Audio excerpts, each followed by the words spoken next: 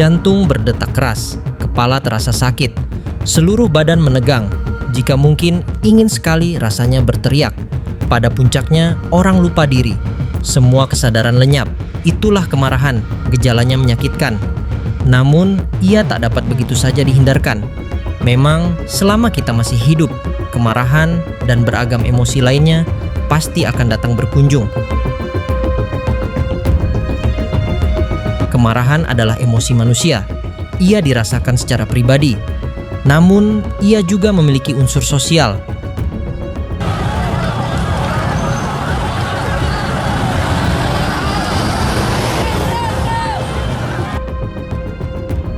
Indonesia tak asing dengan amuk massa. Gerombolan orang merusak berbagai hal yang ada di depan mata mereka. Ini adalah kemarahan sosial. Alasannya beragam, mulai dari kekecewaan pada keadaan politik dan ekonomi, sampai demo pesanan penguasa busuk tertentu. Di sisi lain, banyak orang mengira bahwa orang yang telah mendalami Zen tidak akan pernah bisa marah. Mereka hidup dalam kedamaian abadi. Tak ada yang dapat mengganggu mereka. Anggapan ini jelas salah kaprah. Kemarahan perlu dipahami supaya ia tak menjajah hidup kita. Pemahaman muncul dalam 2 titik, yakni pemahaman akan akar kemarahan, sekaligus pemahaman tentang keluar dari kemarahan. Pemahaman adalah kunci kebebasan. Akar kemarahan. Kemarahan memiliki 4 akar. Keempat akar ini saling terhubung satu sama lain. Pertama, kemarahan adalah perasaan yang berakar kuat pada kekecewaan, yang muncul ketika keinginan atau harapan seseorang bertentangan dengan kenyataan yang dialaminya. Proses ini terlihat sederhana, namun sesungguhnya memiliki dampak yang sangat kompleks dan mendalam bagi kondisi psikologis dan fisik seseorang. Ketika seseorang menghadapi situasi yang tidak sesuai dengan apa yang diinginkannya, rasa kecewa yang terbentuk bisa memicu kemarahan sebagai respons emosional yang alami. 2. Kemarahan memiliki akar yang sangat dalam pikiran yang mencengkram, yaitu sebuah keadaan mental di mana seseorang terperangkap dalam keinginan yang kuat untuk mengendalikan atau menjajah kenyataan sesuai dengan ambisinya sendiri. Ambisi ini mendorong individu untuk berupaya keras agar segala sesuatu yang ada di sekitarnya sesuai dengan apa yang diinginkannya. Bahkan jika diperlukan, penggunaan kekerasan atau tindakan kasar menjadi pilihan untuk mencapai tujuan tersebut. Pada hakikatnya, ambisi adalah sifat manusia yang ingin menguasai keadaan agar mendukung kepentingan pribadinya. Namun, hal ini dapat menjadi bumerang ketika keinginan tersebut tidak dapat tercapai. 3. Ketika seseorang mencengkram dunia dengan sangat kuat, berusaha agar segala sesuatu berjalan mutlak sesuai dengan keinginannya, ia sebenarnya telah terperangkap dalam sebuah ikatan emosional yang sangat kuat yang disebut keterikatan atau melekat. Keterikatan ini bukan sekadar keinginan biasa, melainkan suatu keadaan di mana individu menjadi tergantung secara emosional pada hasil atau keadaan tertentu. Ia tak mampu melepaskan ambisinya sendiri, meskipun kenyataan mungkin sudah berbeda jauh dari harapan. Kondisi ini menjadikan seseorang seperti terperangkap dalam jaring yang tidak terlihat, yang menghambat kebebasan dan ketenangannya. 4. Segalanya di dunia ini memang mengalami perubahan yang tak terelakkan. Apa yang lahir pada akhirnya pasti akan berakhir. Apa yang dimulai pasti mengalami proses perubahan dan transformasi. Prinsip perubahan ini merupakan salah satu hukum alam yang paling dasar dan universal, yang tidak bisa ditolak ataupun dihindari oleh siapapun.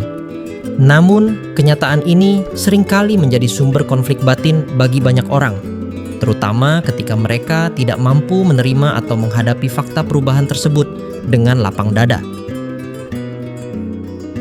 Ketika seseorang tidak mampu menerima bahwa segala sesuatu bersifat sementara dan terus berubah, ia akan mengalami kecemasan dan ketidaknyamanan yang mendalam.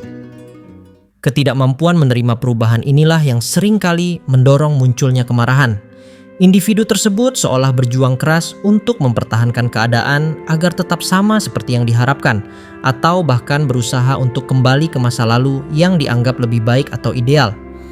Keinginan tersebut, meski sangat wajar, sejatinya merupakan sesuatu yang mustahil dan tidak realistis, karena waktu dan perubahan tidak pernah bisa diputar kembali.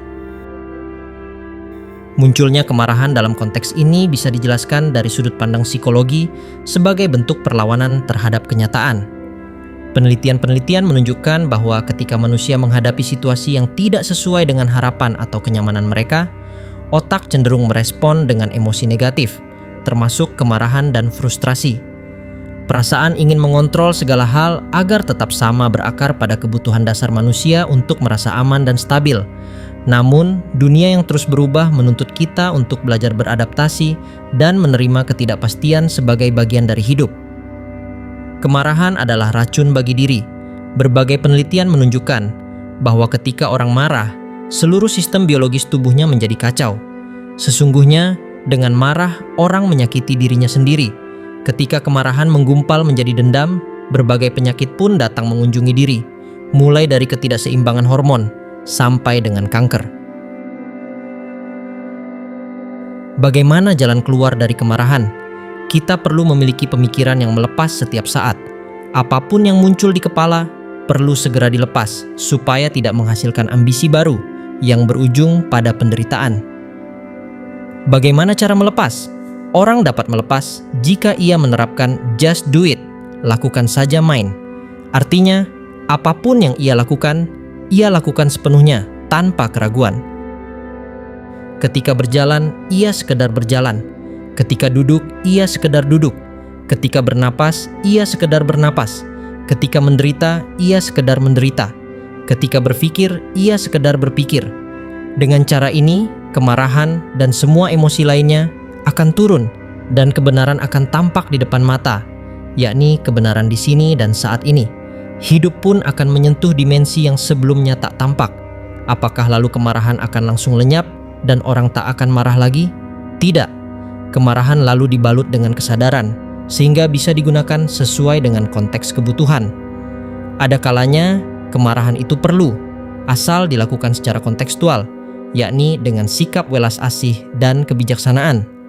Dengan cara ini, kemarahan tak lagi menjadi sumber penderitaan, melainkan justru bisa menolong orang lain.